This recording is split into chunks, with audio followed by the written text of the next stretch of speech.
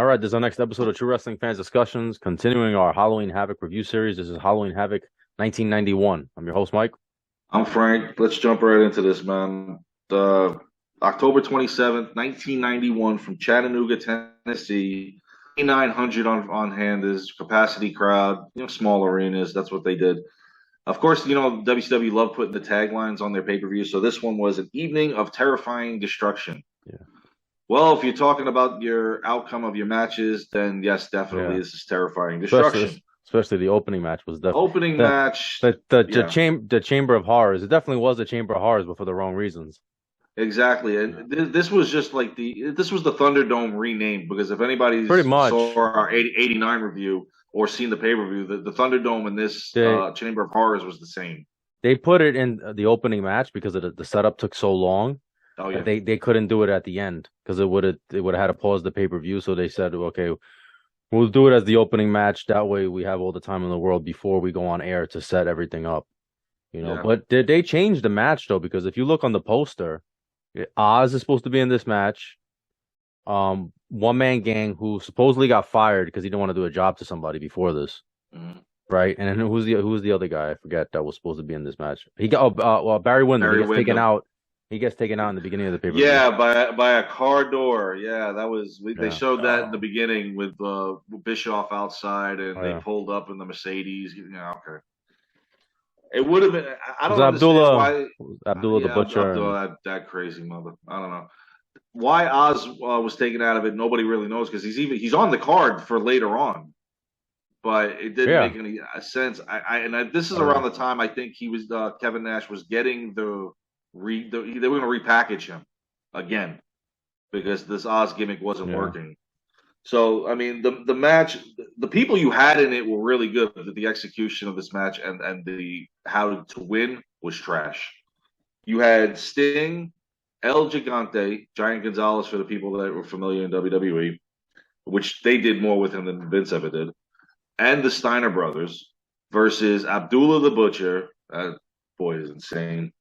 The Diamond Stud, or Scott Hall. Yeah, Scott Hall. He was in great shape, though. Oh, yeah. If you think about it, Bischoff back then had Hall and Nash and didn't realize what he had there. Look at the talent that I'm telling you. Even in this match, you got and then Cactus Jack and Vader. Yeah, Mick Foley and Vader, Sting.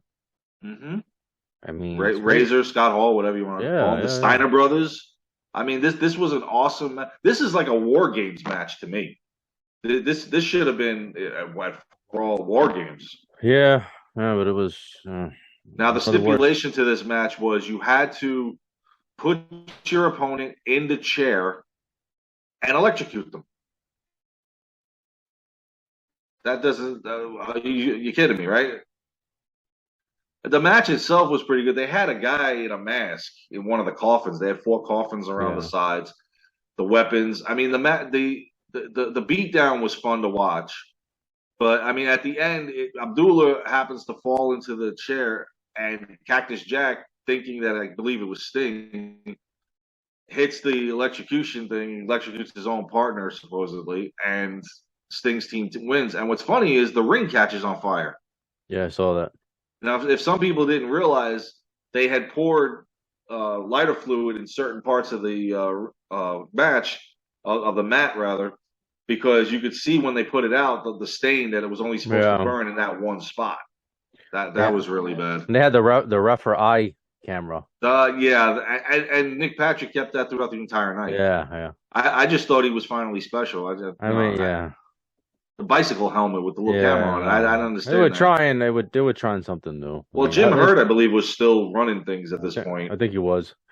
It looked more like Halloween Havoc. They had decorated it more, like the entrance. Yeah, so they had the Minnesota Twins. Yeah, it's on its way. It's on its way. Yeah. It's on its way to becoming, what it eventually became production. I thought that was funny with the Minnesota Twins headstone thing, because when they had this pay-per-view, the Braves had just come back and won Game 6 to force Game 7, but we know what happened there.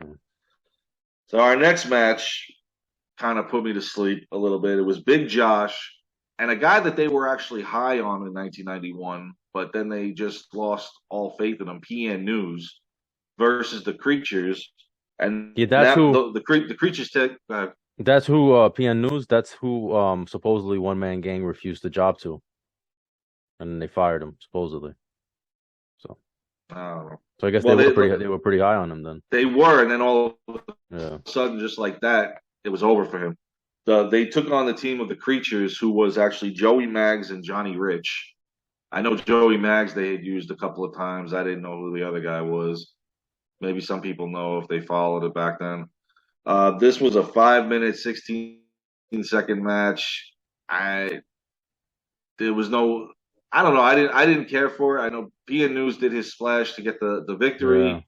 He did his rap at the beginning. I just there was no flair and there's no pun intended for me in this match. This didn't even I belong don't on a know. paper. This didn't even belong on a pay-per-view. Several matches didn't. This next one was actually pretty good. It was Bobby Eaton versus Terrence Taylor of the York Foundation.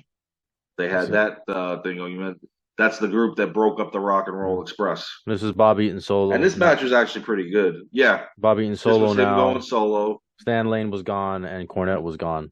Yep. So And this was Eaton's chance to shine.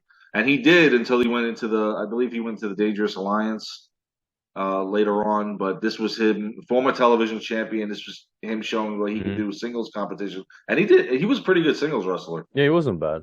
I didn't like later on when they put him with Regal and the Blue Bloods, but that's for another day. This match was actually 16 minutes. Bobby Eaton gets the victory, so he should be in line to face the television champion again. He had the title, he lost it, he wants it back. The next match was Jimmy Jam Garvin versus Johnny B. Bad, who was actually a heel at this point Yeah, with heel Teddy Johnny Long in his bad. Yeah. corner. And supposedly Michael Hayes is injured. Now he was supposed to be in a match later on that night, but the supposed injury, which we know was Yeah. bogus because he took his arm out of the cast, out of the sling here, against Johnny B. Bad. The match wasn't, well, no pun intended again, wasn't bad. It was good because Bad was up and coming in there, and then Jimmy Jam Garvin wasn't really a singles wrestler. So I mean, this was an 8 minute match. Johnny B. Bad gets the victory over him. So I mean, overall, when you see Garvin, you think that you got the Freebirds have to be in a tag match. Yeah.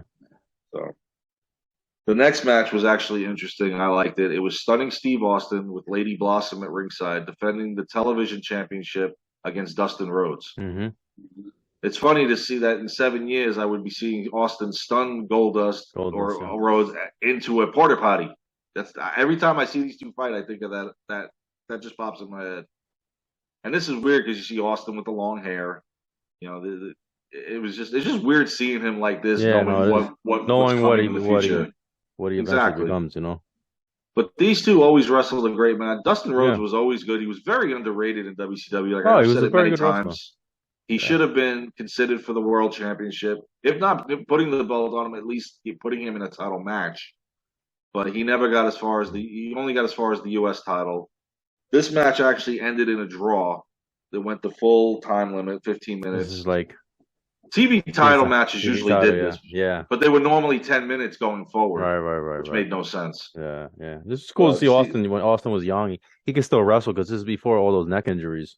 So he could work. He could work really well. It was a good match. Solid. And then he had his. I think she was his wife at the time, Lady Blossom. So he had her at ringside. So like I said, it wasn't a bad match. And he keeps the title by draw. And now Bobby Eaton is waiting in the wings to face him. Yeah. The next match was a snoozer. And again, I don't know why they took him out of the Chamber of Horrors match. It was Bill Kazmaier versus Oz. Yeah. And they made Kevin Nash. I'm going to say Kevin Nash. They made Kevin Nash look bad in this match, especially when Kazmaier made him submit. It's just like, wow, you just, I don't know, man. They didn't know what the hell they were doing. His first run in WCW was awful, and it took Vince McMahon to make him before Bischoff realized, oh, I had him, I want him back. I mean, every gimmick they had him. Master Blasters, Oz, Vinny Vegas. Vinny Vegas was actually the best of the worst.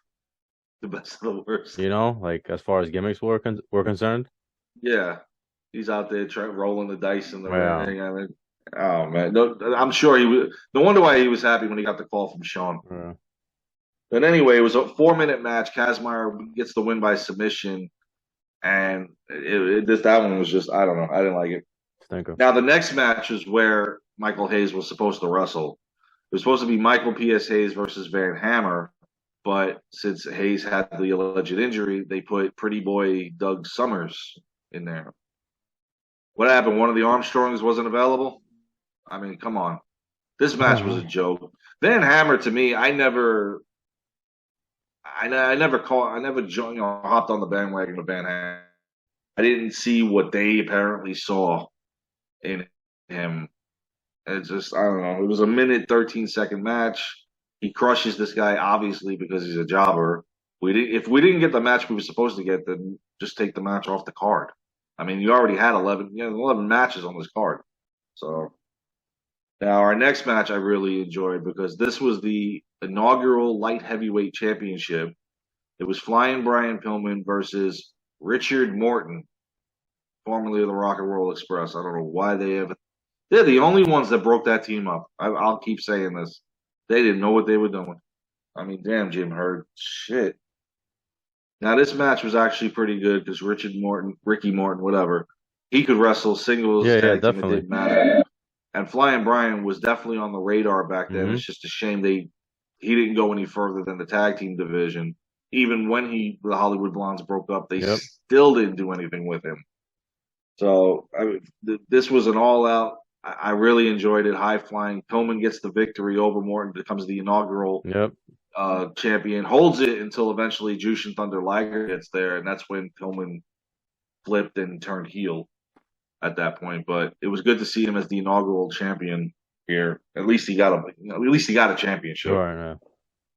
The next match I thought was funny because I knew, obviously, from now what we were going to expect later on.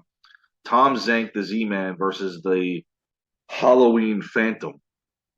And what's funny is, I don't know if you caught this when we watched it, when the Phantom did his finishing move, Shivani said, well, there's some guys that do that as a finisher. One is known as the Rude Awakening. Yeah, uh-huh.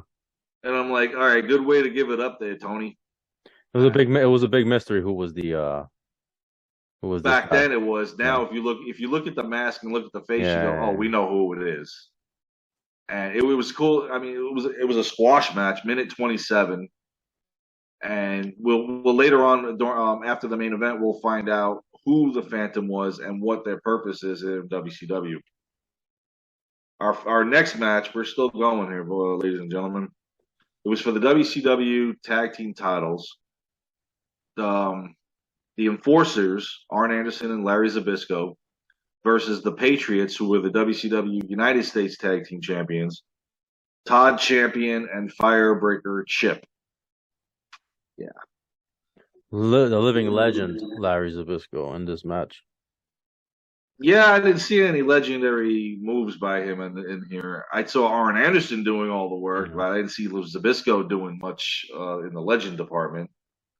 This match, I really didn't care for either. I mean, you had the two sets of tag titles. WCW loved tag team wrestling back then. I get it, but these two guys weren't not coordinated together. They weren't. I mean, if you're a tag team, then at least dress the same. You know, show the unity or whatnot. I mean, these were totally two different wrestlers. You had the Young Pistols or the Southern Boys, whatever whatever you want to call them, yeah. On their heels looking for the U.S. Yeah, the smoking gun wannabes. They were the original. They were the original. Yeah, they were the original smoking guns. To be fair. Yeah, exactly. Yeah. Now they're hot on their heels looking for the U.S. tag titles. I mean, I'm like, oh my god. And just under 10 minutes, the Enforcers get the victory. They keep their tag titles. Yep. This was not title for title. This was just for theirs. So the Patriots will have to defend against the Young Pistols or whatever later on down the road. But I mean, as far as the Enforcers go, I mean, it was really Arn Anderson. Zbyszko he was winding down now. I think this was really where his career had come to an end. Now, the main event I absolutely loved. I love this because I love the fact that they gave this man the chance at the title. Even if they didn't put it on him, he showed that he belongs in the main event. And it was Lex Luger defending the WCW title against Ron Simmons with Dusty Rhodes in his corner, Harley Race in Luger's corner. And this was a 2 out of 3 falls match. Not only that, is his Luger's bodyguard, Mr. Hughes, has been banned from ring. He's been Yeah, banned from being in Luger's corner because he was of always course. interfering in matches with Harley Race. The boy should be banned from wrestling, Yeah. period. So And the first fall really run quickly. It went to Ron Simmons, and he actually, and I don't know if it was legit or not, or if it was he was just selling it. Luger had a supposed back injury after the first fall, I probably think selling it for I the think he was match. selling it. I think he was selling He it. I was like selling it Jarrett's. really good. Yeah, I like Jarrett's commentary. He was talking about their football careers, how the two of them were NCAA football players and everything. Florida State, and Yeah. Luger was He went to Miami for like a year, and nine. then he got kicked out or quit, whatever. And then he went up to the Yeah, Canadian Football League, so um, played Ross was always professional. good on doing their background, and Hmm. then when he left, and then Mike Tenay came in, he was good at picking up and doing That's that as the other, well. I mean, that's the other thing too. Like this commentary, there was a good commentary crew too. Shivani and Ross, yeah. Giovanni and Ross, yeah. I don't know how many pay-per-views they did together because I know that I mean, what is it? JR leaves in '93. He leaves. Was it WrestleMania Yeah, he 9? shows up at WrestleMania 9. Yeah, I don't remember how long they worked together, but it was nice hearing. It's interesting hearing the two of them together, right? You hear the voice of Nitro and the voice of Raw, Yeah, and the Attitude Eras. it was pretty good. Ross did most of it. Shivani backed him up. Hmm. It's always funny, though, when you got the heel and the babyface Yeah, commentator the attacking each contrast. other. Yeah. It gets better when Heenan gets there later on. Yeah. You got to love Bobby Heenan. Oh yeah. So now the first fall went to Simmons. He did his spine buster, gets the pin. Now the second fall to me was crap because they had that rule in WCW that if you throw him over the top rope, it's a disqualification. Yeah. Now, in this point, Simmons was being held by Harley Race when Luger went over. The referee supposedly sees this, but disqualifies Ron Simmons. Now, here's the funny thing I got to ask you. Say Simmons gets the third fall. Now, he's already been disqualified for the second fall. Do they give him the title? Yeah. But we've seen it in past, That's a another WWF though. organization. But WWF. Yeah. would they on a disqualification Yeah. on a fall give him the title? I think so. I think so. Yeah. Okay. I'm assuming that that's I what was wondering. I mean, obviously we don't see that here because Luger Yeah. does keep the title. He does win the third fall, but it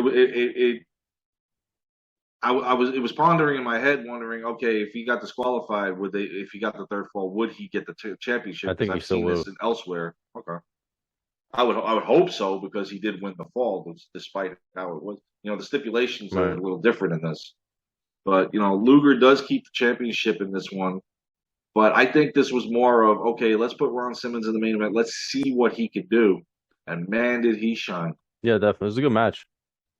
So definitely for better things to come for him because Hmm. a year later, Ron Simmons will be in the WCW title match, Yeah. but on the other end of it. So I think I agree with keeping Luger as the champion right now. I agree with seeing what Ron Simmons could do if he could get the crowd Yeah. going in the main event, and definitely going forward, I would put the belt on Yeah. him, which they did.